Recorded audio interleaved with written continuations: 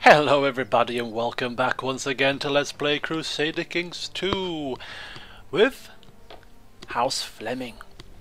So, here we are once again. Hopefully the music isn't too loud this time. A couple of people were saying the music was a little bit loud last time, so I've just done a tiny little bit of editing and hopefully the volume isn't too bad. So, before we crack on with today's session, I think what we're going to do first of all is I'm just going to address a couple of things from the last session that a few people have suggested in terms of strategy and in terms of a couple of things I might have missed last time. Starting with... Now apparently, remember last time there was somebody plotting to kill somebody. Here we have... Countess Nedelgleg of whatever the hell, Pentiev I think she was from, plotting to kill Conan. Now I couldn't figure out who this Conan was, but after looking back, Conan Mabjafrez is actually my Marshal. Here he is. Now I'm going to try and figure out first of all why the hell she's trying to kill him. Now is he actually part of the Pentiev household? He is part of the Pentiev household. So if we look at their dynasty tree, this is an overview of basically the whole family tree of their entire dynasty. We can probably figure out how he's related to this woman. There's my Conan, my Marshal. So how is she linked? She's probably some sister maybe? No, not a sister. Ah, this is an interesting interesting thing to look at here. In fact, my Marshal is actually the heir to the county of Pentiev. He's second in line, so does that mean that if Jaffrez, the current count of Pentiev, dies, I lose my Marshal as he goes to become count? Strong claim on the county of Pentiev. Yeah, he's second in line to the county as the direct eldest son of Count Jaffrez I. He will probably be Count Conan here. So that's probably why she wants to kill him. Countess. So she's a countess of Pentiev. It's all becoming rather clear here. The current count, his current wife, she's not the mother of Conan, but she's the mother of his other two children. So she's trying to plot to kill Conan because she wants to see her own children on the throne or in charge of the county of Pentiev. That's why she's plotting to kill him. She's trying to put her own children on the throne. So it all becomes rather clear. And this is another aspect of this game which is just so engrossing. Just the scheming and plotting and just taking the time to read into things. We could have just left it that she wants to kill him, but looking further we get a bigger picture of what's going on here. So well, what we're going to do about it. Now if we go to diplomacy, we can do a few things here. We can ask her politely with a strongly worded letter to end her plot, and if she likes us enough, then she'll probably accept. However, she doesn't like me enough to do that, so we're going to have to look at an alternative solution. The only other alternative solution would be to assassinate her. So if we attempt to assassinate her, it's going to cost us 50 gold, only a 29% chance of success, and if we are discovered, it becomes a black stain on my honour.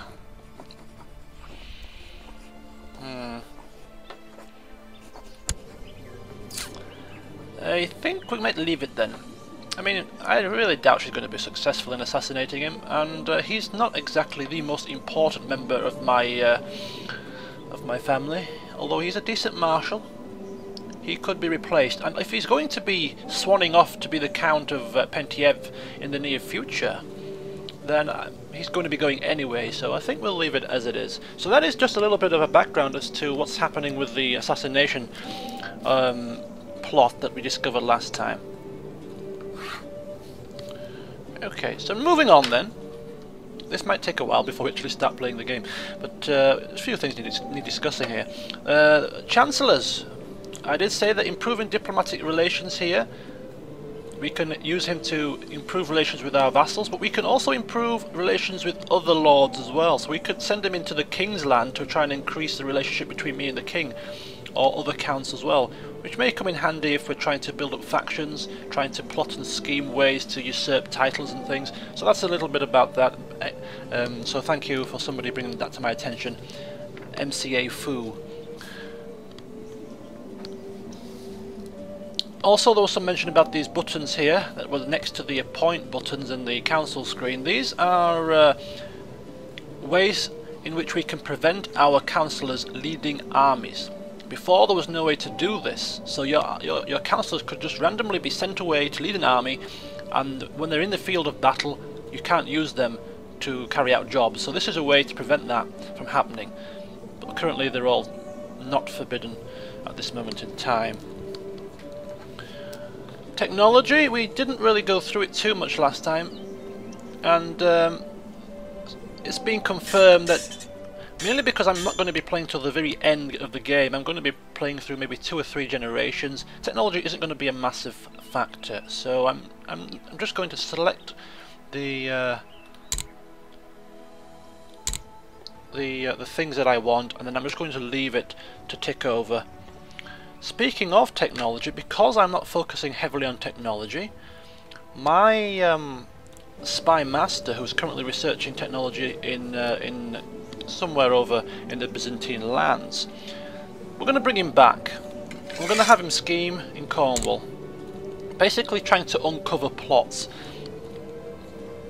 Because as somebody pointed out, Shane DG in my forums, having him uncovering plots gives us alternative methods to imprison people and also collect ransom money if we, you know, lawfully imprison somebody for plotting or for being heretic and things like that. We can ransom them off for a bit of extra coin. So we're going to bring him back to start uncovering some plots in our homeland. Right, we're going to start the game ticking now. I've talked for a little while, so we'll just keep it on 2 bars for now, so it's not going too quickly. So our spy master has been brought back to scheme in Cornwall. Somebody wanted to have a look at the English laws in detail. Now, I don't think you can look at the laws in any more detail than this. You can't actually see England's tax rates and things, but you can see that we already know they've got a high crown authority. A faction has been created to try and lower that. And we also have an investiture law as well, which basically means if we look here to the religion tab, we can see that we can appoint a successor for our bishops. Of course, our bishops head bishoprics, so he is in charge of the bishopric of Saint-Germain. Now, with free investiture, we can actually appoint a successor to take over this bishopric. So we can appoint people that we like, which is good because we really do need vassals that like us. So we're going to make use of this free investiture and see if we can appoint a successor whom gets on fairly well with us. Now, if he's got a learning of 13, which isn't the best. However, he does have a positive opinion, and if we appoint him to be our vassal, I think that might even increase further. So he's a good candidate. Now, he is a bastard. He has a few negative traits: slothful and envious, arbitrary. And he's currently our steward, so it wouldn't be good for him to switch. Oh, he wouldn't switch, he would just become the leader of the bishopric. Okay, he would just become a vassal, which would give him a little bit more power. He would be a steward and a vassal, does that...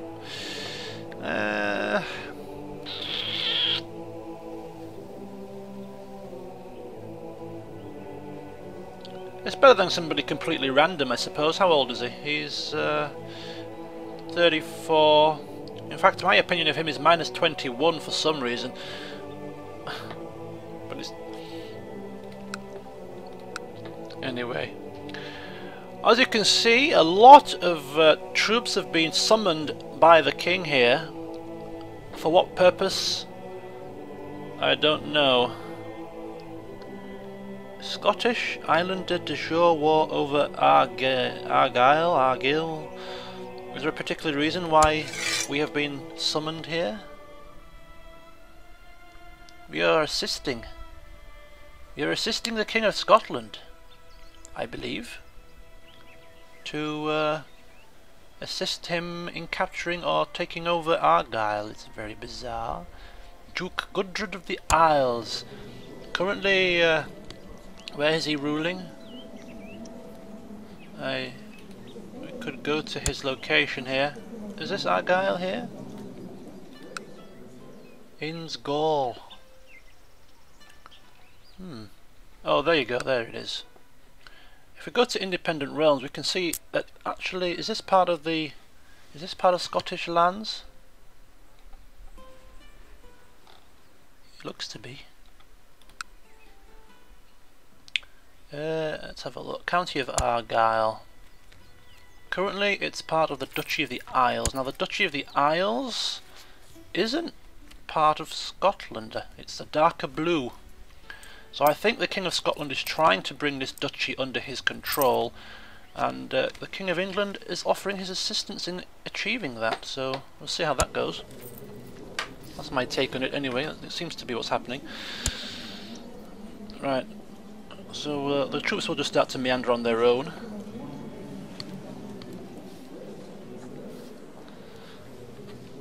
So if we go back to the religion tab then, and we appoint him as our successor. What the hell? So yeah, he will be the successor to the bishopric of Saint-Germain. So we're looking at the screen of the vassals here. Just a quick pause here. It looks to me as if Scotland are really winning this war pretty easily. Just one more step, I think, and they may well be victorious. We look at our vassals' relationship bonus. Now, when it comes to relationships, we've already discussed about how the bishop relationship works. If he's higher than the pope, I get the taxes and the troops. With regard to the mayors, whether this is 1 or whether this is 100, I don't think it makes a difference. As long as it is in the green, you get the maximum tax. As soon as it gets below the green and goes into red, you start getting a lower percentage. But anything from 1 to 100, it doesn't matter if he likes you a lot or likes you a little bit, you still get the maximum tax. That's what I understand. Somebody could correct me if I'm wrong there, but he's currently just about in the positive. We could really do with him getting up there a little bit more. So as the years pass by, we will lose the short reign penalty. We've already given him a title, I believe, an honorary title. So other than giving him a gift, which I don't really anticipate doing, not really much we can do with this, unless we send our Chancellor to improve diplomatic relations. But he's doing fabricating claims, which is much more important. So we can't do much about our vassal there. Hill de Saint-Germain, he despises my content trait. We had a bit of an argument, if you remember, in the last part, where he tried to convince me to be more ambitious and I just brushed him aside. Now that's really taking a massive blow to our relationship.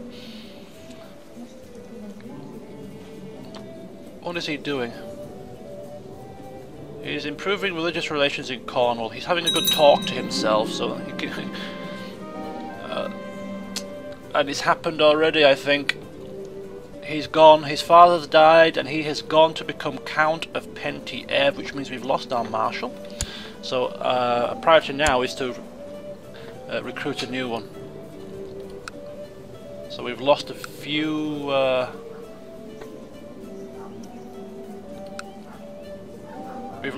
of our courtiers there. Okay, so yeah, don't have any decent marshals. So what I'm going to do is, once again, I'm going to search the land to see if I can come up with a decent marshal. Temporarily pausing it because this might take a while. So stand by. I'll be back in a second.